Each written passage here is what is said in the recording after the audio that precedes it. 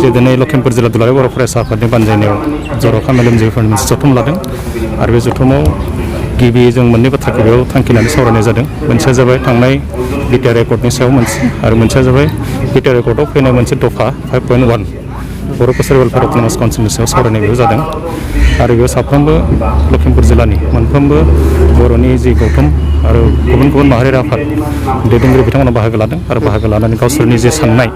BTR एकर्डनि सायाव आरो बर' कसारि welfare autonomous काउन्सिलनि सायाव साननाय जि साननाय बे साननायखौ बिथांमोना गावसोरनि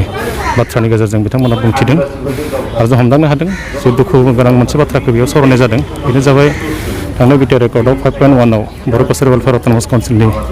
जि मोनसे बिल बेखौ 31 आगस्तनिफ्राय 3 सेप्तेम्बर तारिखखालि आसामाव जि मोनसे सेसन जादोंमोन बे सेसनाव पास खालामनांगौ दङमोन नाथाय बे बिलखौ लाबोनाय जायासै आरो बे लाबोनाय जायैखौ लानानै दिनैनि बे जर'खा मेलेमजिबिफोरनि जथुम बे जथुमाव दिनै सोंखारिनाय जादों आरो दुखु मोननाय फोरमायदों। जोंहा दिनै बर'निनो मन्त्रि WPTRBCनि जि मन्त्रि चन्दन ब्रह्म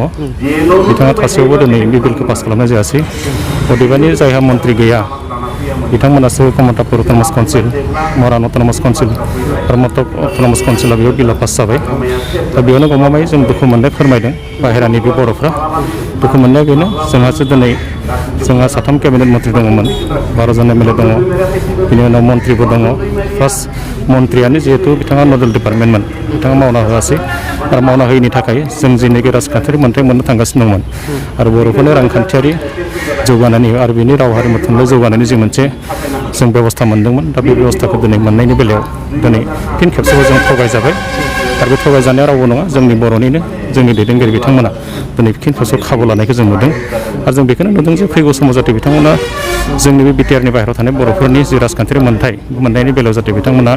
जोंखौ जाहाथे होबथाया आरो बेनि थाखाय जोंखौ जाहाथे सम सम बिथांमोना जेरैबायदि राजनैतिक खैसारिनि गेजेरजों जोंखौ लाबोबाय थादों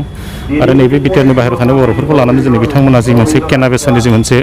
राजनिति खालामबोबाय थादों मानलाय आरो फानलायनि दा बेनिफ्राय बिथांमोना जानगाराव थानांगौ आरो नङाब्ला फैगौ समाव जोङो साननो बायध' जागोन जे बिथांमोना जा हारिनिब्लाबो जोंनि हारिनि जौगानायनि थाखाय जेबो बाथ्रा सानासै बे बाथ्राखौ साननो गोनां बायध' जागोन। आरो सार जिथु दा मोनथाम जनगोष्ठी मरान मटक कुसरा जनगोष्ठी बिसोरनोथ' अलरेडि मोनसे अट'नमास काउन्सिल होनाय जाबाय खिन्थु जोंनि बर' हारिनो निजेनि हारिनि मन्त्रि थानानै बेफोर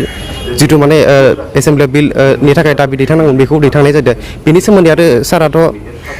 सारा मा बुंनो सानो बेनि सोमोन्दैआव जेबो नङा बे राजनिति आरो बिथांमोना बुंबाय थादों हाग्रामा महिलारिया जे बिटिआरआ जेबो नङा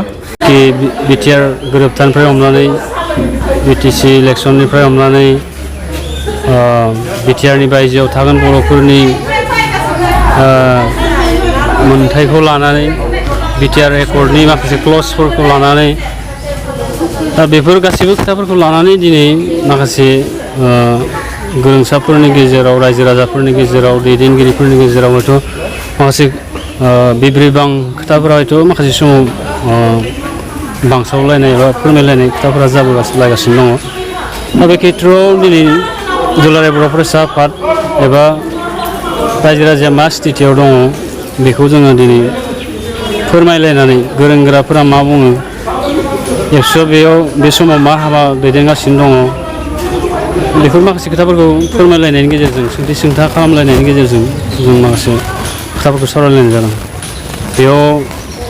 अट'नमासनि खोथाया बेरखांदों बिटिआरनि बायजोआव थानाय माखासे बर'फोरनि अट'नमास काउन्सिलनि खोथाया बेरखांदों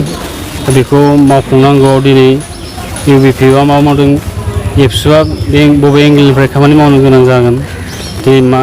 अबस्थायाव दङ बेफोर खोथाखौनो जों सावरायलायनाय जादों।